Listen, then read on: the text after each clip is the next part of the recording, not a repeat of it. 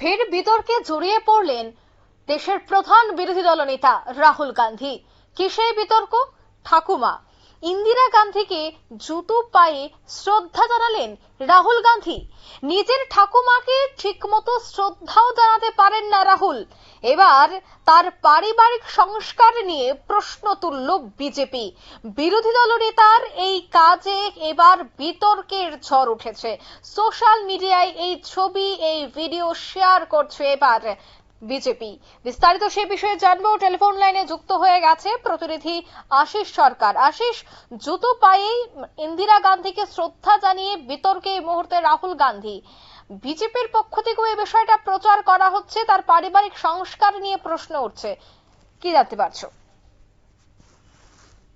দেখো অঙ্কিতা, আবারও কিন্তু বিতর্কের সৃষ্টি হয়েছে রাহুল গান্ধীকে নিয়ে। দেখা গেল যে মঙ্গলবার কংগ্রেসের সংগঠন সৃজন অভিযানের জন্য মধ্যপ্রদেশের সফরে গিয়েছিলেন বিরোধী দলনেতা রাহুল গান্ধী।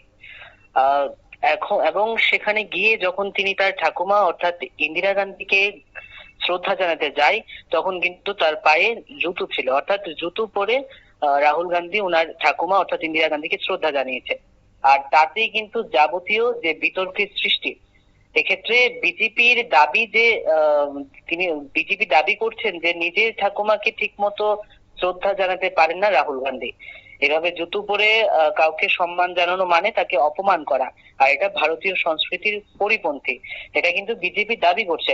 আর সেই সাথে মধ্যপ্রদেশের মুখ্যমন্ত্রী মোহন যাদবও কিন্তু রাহুল গান্ধীকে কটাক্ষ করে বলেছেন যে রাহুল গান্ধীর আরো যত্নবান হওয়ার উচিত ছিল এই ক্ষেত্রে, কারণ এটা ভারতীয় সংস্কৃতির মধ্যে পড়ে না। তো সব বিষয়ে কিন্তু একটা বিতর্কের সৃষ্টি, আর বিভিন্ন দাবি কিন্তু তুলছে বিজেপি। কিন্তু দেখা গেছে যে কংগ্রেসের অবশ্য বিজেপির এই দাবিগুলোকে গুরুত্ব দিচ্ছেই না কোনো রকম ভাবে, না দিয়ে তারা নিজেদের যে অভিযান, সংগঠন সৃজন অভিযান, সেই অভিযানকে কিভাবে আরো মজবুত করতে হয়। কারণ কংগ্রেসের কিন্তু দীর্ঘদিন ধরে মধ্যপ্রদেশের সংগঠনের একটা বেহাল দশা ছিল। তো সেই জন্যই কিন্তু সংগঠন সৃজন যে অভিযানটা, সেটাকে তারা বাড়তি গুরুত্ব দিচ্ছে। ধন্যবাদ আশিস। অর্থাৎ জুতো পায়ে ইন্দিরা গান্ধীকে শ্রদ্ধা, আর এই বিষয়টা নিয়ে কিন্তু এবার বিরোধী দলনেতা রাহুল গান্ধীকে কটাক্ষ করতে শুরু করেছে বিজেপি। বিজেপির বক্তব্য হচ্ছে যে যে ঠাকুমাকে শ্রদ্ধা জানায় না, সে কিভাবে দেশবাসীকে শ্রদ্ধা জানাবে। ঠিক এইভাবেই কিন্তু এবার বিজেপি এই বিষয়টাকে হাতিয়ার করে সোশ্যাল মিডিয়ায় প্রচার করতে শুরু করে দিয়েছে। নিয়ে নিচ্ছি ছোট্ট একটি বিজ্ঞাপন বিরতি, সঙ্গে থাকুন।